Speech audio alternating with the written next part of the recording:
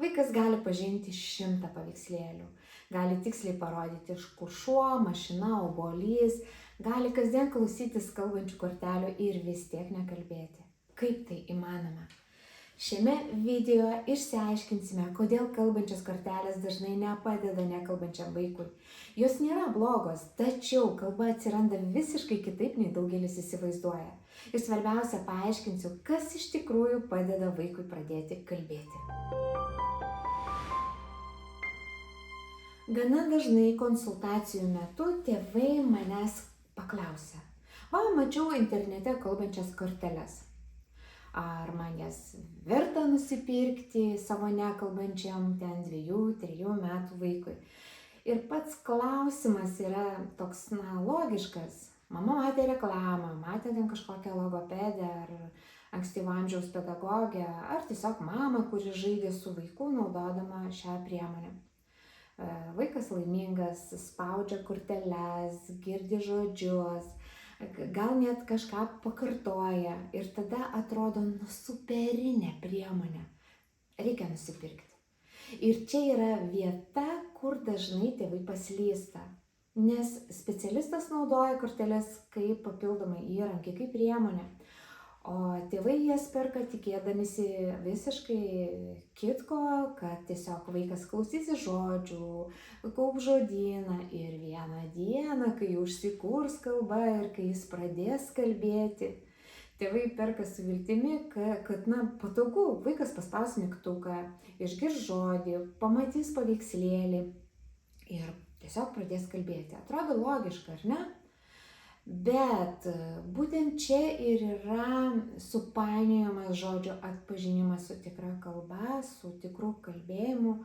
Ir ką kalbančios kortelės iš tikrųjų lavina, arba ko jos lavinti negali. Ir kas iš tikrųjų padeda nekalbančiam vaikui pradėti kalbėti. Būtent į tai šiandien ir norėsiu atsakyti. Aš asmeniškai tos priemonės neturiu. Tad pavyzdį paimsiu iš interneto ir, aišku, kortelės bus anglų kalba, nes nenoriu nei reklamuoti, nei kritikuoti mūsų lietuviškų brandų, kurios prekiauja tom kortelėm. Ir mano tikslas visiškai netoks. Noriu tik paaiškinti patį veikimo principą. Ir štai, tikiuosi, jūs matote kortelę, ji graži, paveikslėliai ryškus, aiškus. Paspaudus mygtuką aparatas taria žodį. Ir ką daro vaikas, jis žiūri, gal net pirštuku parodo, atrodo, kad vyksta kažkas tokio edukacinio.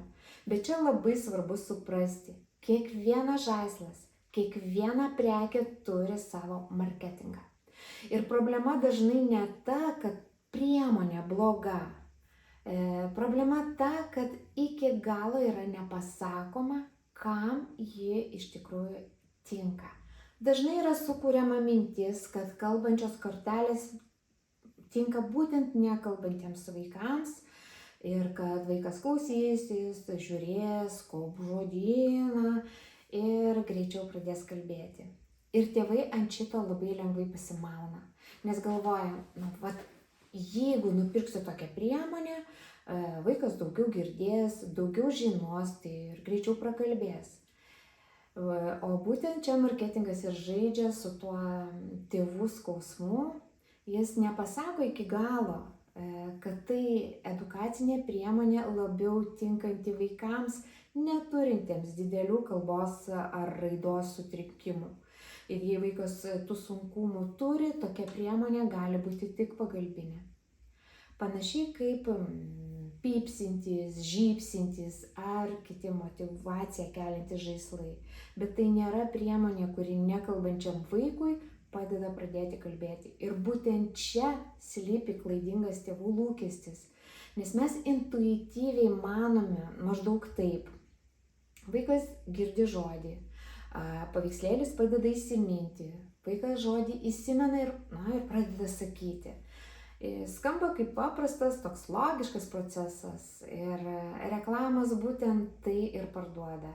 Išmokysime vaiką 200 žodžių. Kalbos raida prasideda nuo pirštų galiukų. Bet smegenims vien išgirsti žodžio neužtenka. Net jei vaikas tą žodį išgirsta 10 kartų per dieną. Net jei parodo teisingai paveikslėlį. Tarp girdžiu žodį ir naudoju žodį bendravimui yra labai didelis tarpas. Ir va čia ir prasideda visa tikroji kalbos magija, kalbos raida. Dabar pasakysiu kai kas svarbaus ir labai noriu, kad tai išliktų jūsų atmintyje.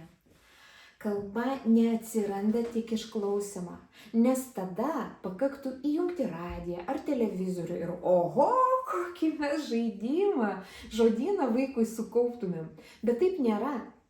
Todėl kalba neatsiranda nei iš paveikslėlių, neatsiranda iš mygtuko paspaudimo. Jei būtų taip paprasta, visi vaikai neturėtų problemų su kalba. Kalba atsiranda iš patirties, iš gyvo emocijų, iš motyvo kažką pasakyti. Pavyzdžiui, yra kortelė koks nors obuolys. Vaikas girdi žodį, mato paveikslėlį ir galbūt net parodo, viskas čia yra gerai. Bet kas vyksta, kai tas pats vaikas realiai susiduria su obuoliu? Jis jį mato, jis liečia, uosto, kanda, jaučia skonį, gal net numeta ant grindų ir žiūri, kaip jisai ten kažkur nuriedėjo, kas bus, kaip rieda, gal paprašo dar, gal parodo, mama žiūrėk, ir pamato, kad mama sureaguoja, jinai atsisuka, jinai kažką pasako. Ir būtent tada vaikas pradeda suprasti, kad žodis obuolys yra ne šiaip garsas iš ekrano ar paveikslėlis kortelėje. Tas žodis tampa reikšmingas jam pačiam. Ir va čia vaikas pajaučia, kad žodis jam reikalingas. Čia atsiranda motyvacija kalbėti, o ne todėl, kad kortelė ar kažkas kitas pasakė. Čia susijungia tai, ką vaikas mato ir girdi ir supranta. Ir va čia tas žodis vaikui tampa toks gyvas, ne kortelėje ar ekrane, o tikrame jo gyvenime. Tas pats principas veikia visur. Vaikas tikrai daug greičiau išmoks žodį antis, kai realiai praleis laiką prie tvenkinio, kai matys, kaip ančiukai antis plaukia, o ne kai pamatys paveikslėlyje antį. Nes žodis tampa prasmingas tik tais tada, kai jis atsiduria tokioje bendroje situacijoje. Mes abu matome tą patį, kažką su tuo darome. Ir ten aš vaikui ne tik, kad pasakau, bet ir parodau, tas antis, ką jinai reiškia, va, žiūrėk. Ir dar vienas dalykas, kurį retai paminime, kalbos garsus ir tarimą vaikai mokosi ne vien klausydami, aš jau tą sakiau. Jiems padeda ir gyvas žmogaus veidas, lūpų judesiai, artikuliacija, intonacija ir žvilgsnis. Vaikas žiūri į mus ir mėgdžioja. O ką kortelė, jinai to negali duoti. Prietaisas, aišku, gali pasakyti žodį, bet juk jisai veidą tai neturi. Tai kas yra kalba? Ne žodžio kartojimas, o prasmės perdavimas. O vaikas savo gyvenime naudoja žodį ne todėl, kad jis jį kažkur išgirdo.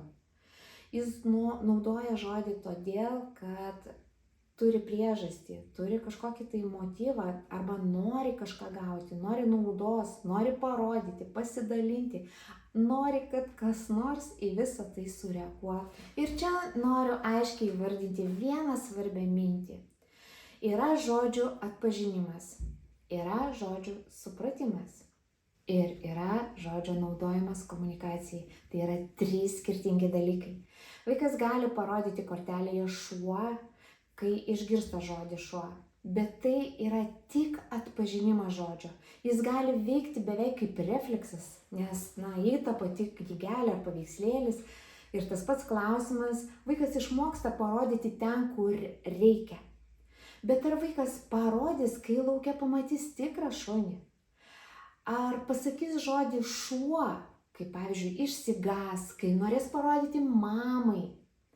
Atpažinti paveikslėlį nėra tas pats, kas kalbėti. Ir čia yra didžiausia klaida. Atrodo, kad vaikas supranta, bet jis tik atpažįsta. Atpažįsta konkretų paveikslėlį konkrečioje situacijoje. Ir turbūt labai daug tėvų savęs klausia, juk jis žino žodį, tai kodėl nesako? Ir dar, kortelėse dažnai būna nupiešti daiktavardį, ten obuolys, šuo, mašina, visiškai nesvarbu. Bet kalba juk nėra vien tik daiktų pavadinimai, juk mes ir judame, ir prašome, ir komentuojame, klausime, atsakome, dalyjamės tuo, ką pajutome. Ir būtent tokių žodžių, ten sakykime, veiksmažodžių, būdvardžių, reakcijų, visokiausių vaikas iš kortelių, kurios kalba tik daiktavardžiais, neišmoks. Beje, vaikui pradėti kalbėti gali būti ir sunku nuo ilgų, ten triskiemenių žodžių, ar žodžių su priebalsių junginiais, na pavyzdžiui, ten striukė, gelatona, dinozauras. Kalbėti reiškia suvokti, kad paprastų žodžių galima paveikti supančią aplinką. Mes juk galim žodžiu kažką įžeisti, arba pradžiuginti ir nuraminti ir taip toliau. Žodžiais mes galim kažką gauti, kažką parodyti, kažkuom pasidalinti. Ir šito kalbančios kortelės išmokyti negali. Apskritai, joks žaislas, čia nebūtinai kalbančios kortelės ir jokia edukacinė priemonė to padaryti pati savaime, be gyvo žmogaus įsikišimo negali, be bendravimo, be komunikacijos. Čia noriu, kad jūs suprastumėte vieną dalyką.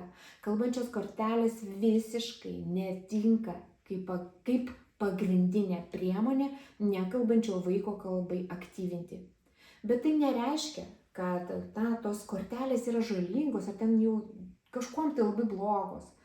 Pakalbėkime apie tai, kuo jos gali būti naudingos. Kai vaikas jau kalba arba nėra aiškių požymių, kad jo kalbos raida vėluoja, kalbančios kortelės gali būti visiškai smagus interaktyvus žaidimas. Vaikui gali patikti pats procesas. Ten įkišti, ištraukti, pasiklausyti, paspausti mygtuką, pakartoti. Ir jeigu jam tai įdomu ir viskas gerai, puiku. Tai panašu į knygutę arba į bet kurį kitą kažkokį tai edukacinį žaidimą.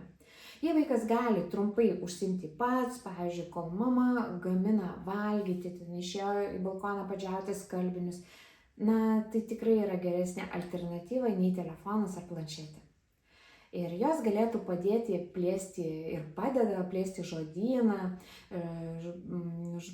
išmokti naujų, kurių vaikas dar nežino, gali padėti mokytis kategorijų, transportas, gyvūnai, baldai, gali lavinti dėmesį, o kai kuriems vaikams tai gali būti netgi papildoma kažkokia tai sensorinė ar motyvuojanti priemonė.